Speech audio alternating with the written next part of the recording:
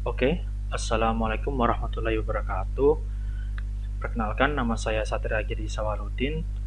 Saya dari Universitas Internasional Semen Indonesia,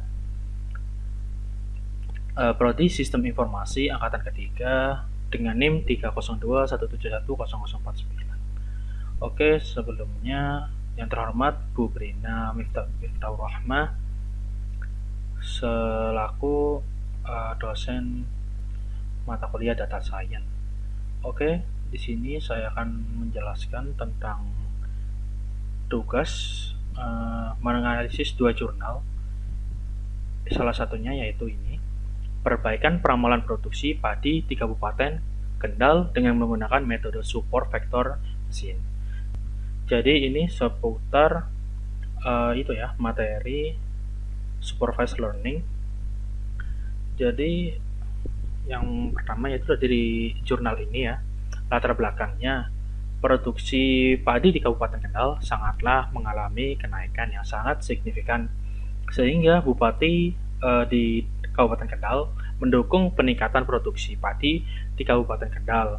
Karena seiring kenaikan produksi padi, maka harga beras itu akan turun. Sebaliknya, produksi turun, harga beras menjadi naik.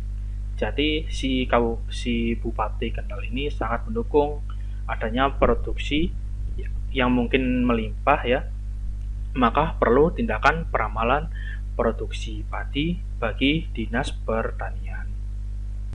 Setelah itu umumnya ya, produksi padi mengandung pola musiman yang bergerak pada metode yang cocok, yaitu metode Sarima di sini atau disebut box checking ya.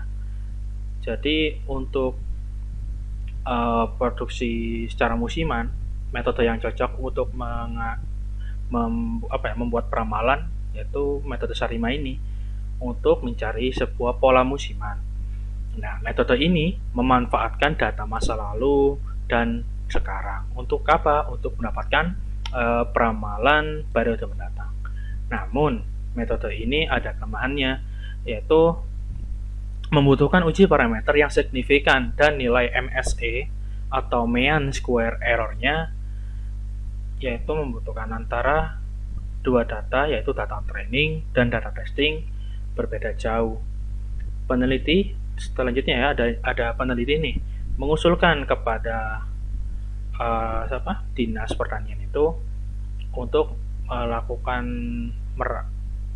peramalan produksi menggunakan metode namanya SVM, yaitu super vector mesin.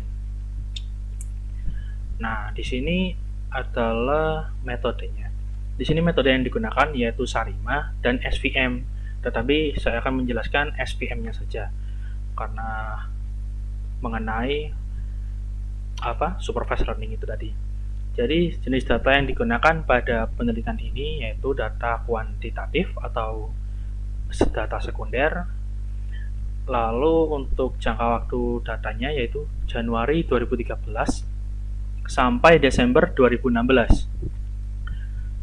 Setelah itu jumlah periodenya ada 48 periode. Nah, aplikasi yang digunakan yaitu Minitab dan aplikasi R. Yang saya baca di jurnal juga Minitab ini digunakan untuk Sarimanya dan aplikasi R untuk di SVM-nya seperti itu. Nah, ini saya sedikit menjelaskan ya tentang metode Sarimanya. Jadi Sarima sendiri ini adalah sebuah singkatan bahwa S-nya itu seasonalnya, ARI itu atau AR auto regressive, dan MA-nya moving average.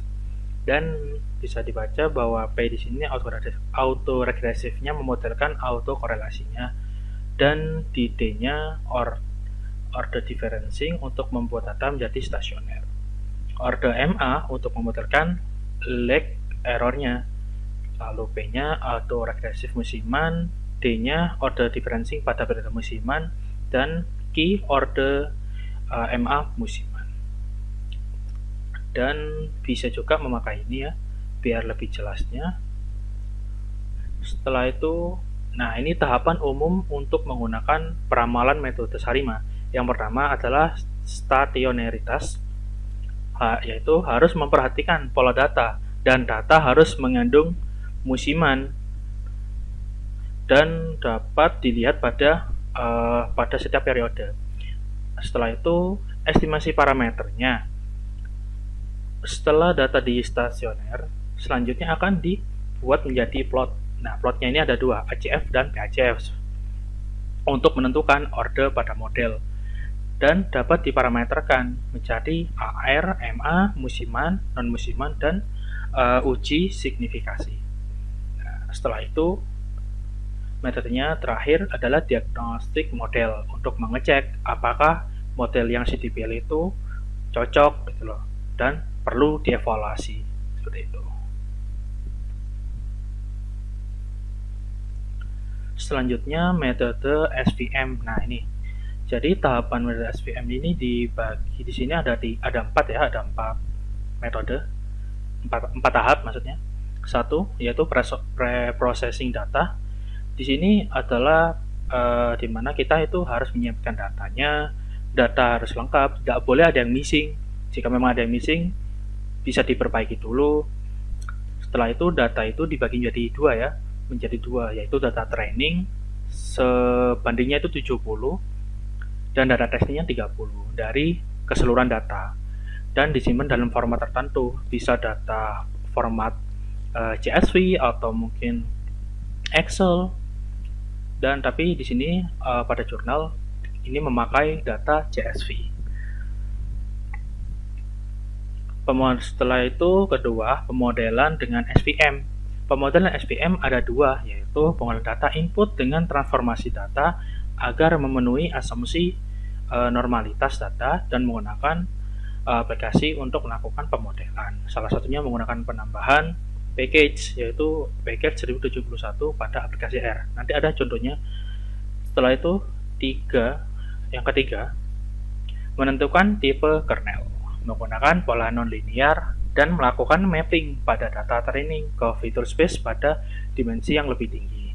Apabila menggunakan fungsi kernel yang radial, dapat menggunakan rumus SVM berikut atau fungsi berikut. Yang keempat, nilai parameternya, penentuan nilai parameter. Nah, menentukan range nilai parameter dari kernel yang dipilih sebelumnya. Jadi setelah memilih model kernel itu, maka harus menentukan nilai parameter yang mana yang harus digunakan dengan cara mengevaluasi hasil peramalan dengan memiliki nilai akurasi baik menggunakan nilai MSE yang terkecil. Jadi ini ada rumus untuk mendapatkan MSE yang terkecil nanti. Berikutnya hasil dan pembahasan. Nah, di sini penulis di jurnal ini menunjukkan ya analisis deskriptifnya. Bisa dilihat bahwa di sini pada bulan September tahun 2015 itu mendapatkan produksi sebanyak 70.444 ton di sini lebih tepatnya. Dan terendah hasil produksi sebesar 3.000 di sini pada bulan November pada tahun 2013. Nah, setelah itu, di sini adalah lebih jelasnya dari metode SVM-nya. Jadi yang pertamanya tadi, seperti tadi, pre-processing data. Jadi yang digunakan adalah 48 periode atau data di sini ya. Itu dinormalitaskan. Nah, setelah dinormalitaskan, ternyata hasil dari normalitasnya tidak normal. Maka diperlukan namanya transformasi data.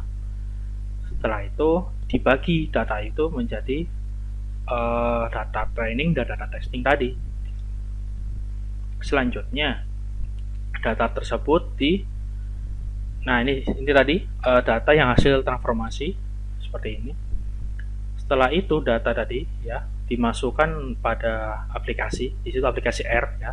Hasil data tersebut, maka ini data yang training ya, data yang 70%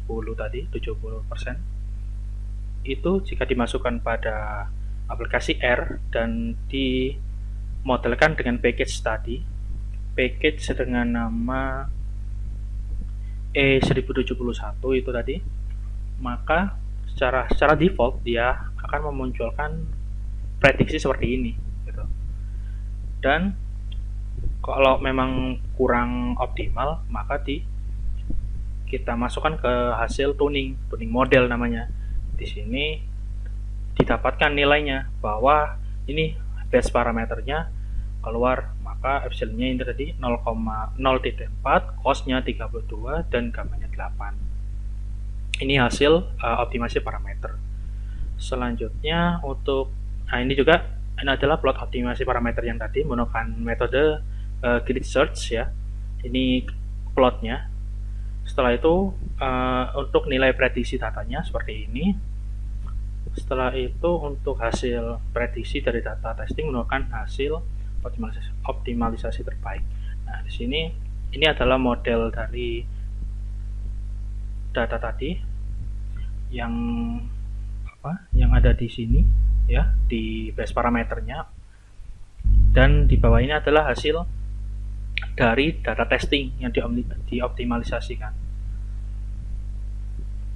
Setelah itu, nah ini hasil evaluasinya, bahwa bisa dilihat bahwa nilai MSE data 2013 sampai 2014 selisih data testingnya adalah 0.14, sedangkan data trainingnya 0.57.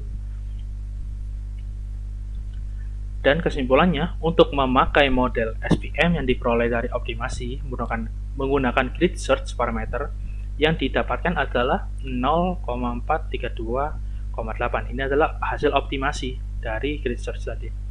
Dan hasil MSI-nya data testing tadi 0,57 dan trainingnya 0,14. Nah, dapat dilihat bahwa keduanya, dua data ini, MSI ini, itu saling berdekatan dan siap untuk diimplementasikan pada peramalan itu.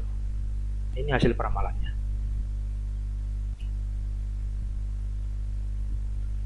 Baik, sekian dari saya.